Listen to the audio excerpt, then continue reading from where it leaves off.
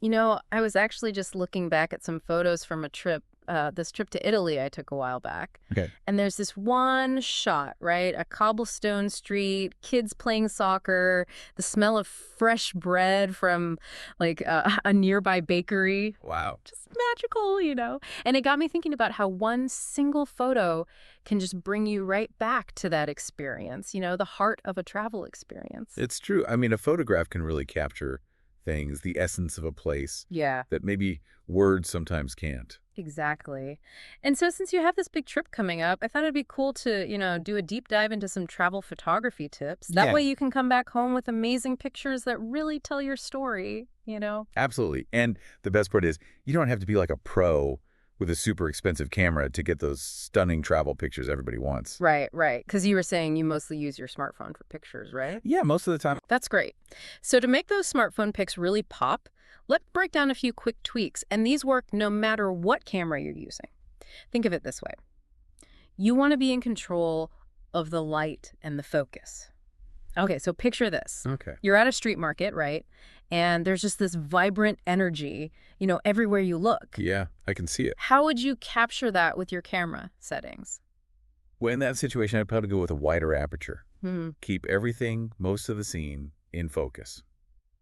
Capture the crowd, all the colors, the stalls, everything. Ah, so it's almost like you're capturing the feeling of being there, with all the sights and sounds and just the whole experience. Yeah, exactly. That's the idea, to kind of immerse the viewer in the scene just like you were. I like that. Now, let's say you want to focus on something specific within that market scene. Like, say, there's a vendor and they're arranging spices, right? Yeah. You want to create that sense of intimacy, the detail just on them. Okay, so it's a totally different vibe then, right? More You- focus. Exactly. So how would you change your approach? Well, in that case, I'd probably use a narrower aperture, right? To blur the background and really make the spices and maybe the vendor's hands really stand out. Exactly. Yeah. Now, imagine you're trying to photograph that same market as the sun is setting. That warm glow hitting everything. Beautiful. That's where your shutter speed comes in. You're going to want to use a slightly slower shutter speed so you can let in more of that amazing light. That makes sense. But wouldn't a slower shutter speed make things blurry? Especially with the movement in a market. Good point. And that is precisely where you would adjust your ISO. In low light, using a higher ISO can help make sure your image is nice and sharp, even if you're working with a slightly slower shutter speed.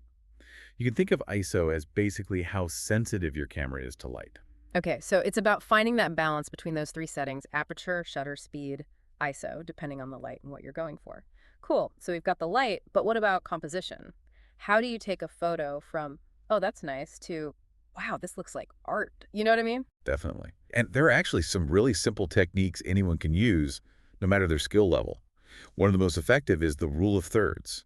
Okay, I've heard of that. Isn't it something about thirds? Yeah, basically imagine your phone screen divided into 9 squares, like, a tic-tac-toe board. Okay, yeah, I see it. You want to try placing your subject, whatever it is, off-center, like along one of those lines we just imagined. So instead of that majestic mountain, let's say, right in the center of the photo, you're putting it more to the side. Precisely. It just makes it more visually interesting, more balanced. Okay, that makes sense, yeah. And, while you're framing that mountain shot, look for what we call leading lines in the landscape. It could be a winding path, a river, even the edges of the mountain itself. I see, yeah, like those lines kind of pull you into the picture, right? Like they're guiding you. Exactly. Hmm. Leading lines create a sense of depth and make the viewer feel like they are entering the picture, becoming a part of your travel story. And speaking of storytelling, I wanted to ask about something that always amazes me: golden hour. I'm always so surprised by how different the light looks at that time of day. What's the deal with that? Yeah. Golden hour, that hour after sunrise and the hour before sunset, it's like nature's gift to photographers. Like Yeah. it's saying, hey, get your camera ready. Yeah. And it all comes down to basically the angle of the sun. When the sun is lower in the sky, the light naturally becomes softer and warmer. Okay. And it casts these long shadows, which can be really flattering for photos. That's why those sunset photos always look so dreamy, right? It's like a built-in Instagram filter. Everything just looks better. It's like warm, inviting. Exactly. But how do I remember to actually shoot during those times? I'm not very good with sunrise and sunset times when I'm traveling. Well, you're in luck. There are some really cool apps that'll actually track golden hour times based on wherever you are. Oh, no way. Yeah. I recommend just downloading one before your trip, and you'll never miss that perfect photo op. Okay, so we're using that golden light, right? And I'm imagining like a bustling street market, all those vibrant colors, and the smells. It's not just about landscapes when you travel, right? Oh, absolutely not. I mean, Right. travel photography is about capturing the soul of a place. And a huge part of that is the people, the culture, like really immersing yourself in it all. Which brings us to those amazing street food shots, right? The kind that make everyone scrolling through their feed instantly hungry. Yeah, yeah. Any tips on how to get those really drool-worthy food pics? Light, light, light. Seriously, natural light is key. Find a good spot, maybe near a window, or if you can, outdoors. That way, the light really brings out all the textures and colors of the food. Oh, and don't be afraid to get in close. Yeah, get those details. Exactly. You want people to practically taste the food just by looking at your photo. It's like you can almost smell it through the picture, right? That's it. That's it. Mhm. You've got to evoke those senses, transport them right there to that moment of culinary delight. I love it. Okay, now we've got to talk about the elephant in the room with photography these days, which is, editing. Is it ever okay to like tweak your photos? Or is that like totally crossing a line? I think editing's a tool, right? Uh-huh. And like any tool, it depends on how you use it. It's about enhancing, not like creating a whole new reality. So no swapping out skies or anything like that. Exactly. The goal is to just make what's already there even better. Yeah. Maybe you adjust the brightness a bit, tweak the colors so they're truer to what you actually saw. Yeah. Yeah, I get it. Are there any editing apps you recommend? Especially for those of us who aren't like Photoshop experts. Oh, for sure. There are tons of great apps out there now. One that comes to mind is Recommended app.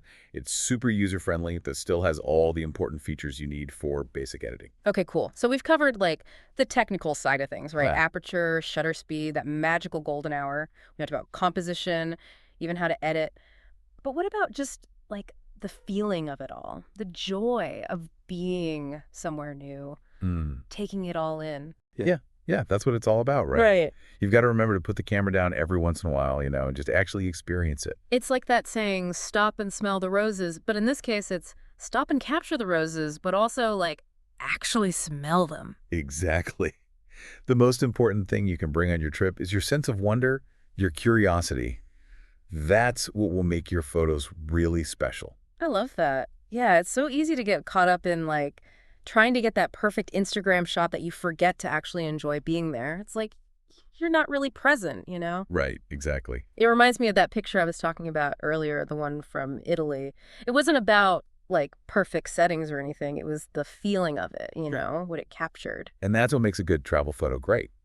It's that personal connection, Yeah. that sense of wonder that you bring to it. So when you're, planning your trip, think about the stories you want to tell.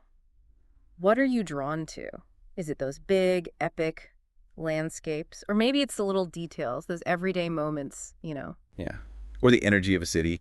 Don't be afraid to just play around with it, Totally. Try different angles, see how the light changes things. Capture those little candid moments that show the real feel of your trip. It's like you don't just want a bunch of generic postcard photos, right? You Right. want to show your own view, your own unique perspective. Exactly. Your own Italy photo, right? The one that Yeah. takes you right back there. Yes, that's such a good way to put it. So as you head off on your big adventure, remember to, really see things, be curious, and of course, keep your camera ready. You never know when that perfect moment will pop up. Because when it comes down to it, the best travel photos are the ones that tell your story. And on that note, we'll wrap up this deep dive. We hope you feel inspired to get out there and capture some incredible memories on your next trip.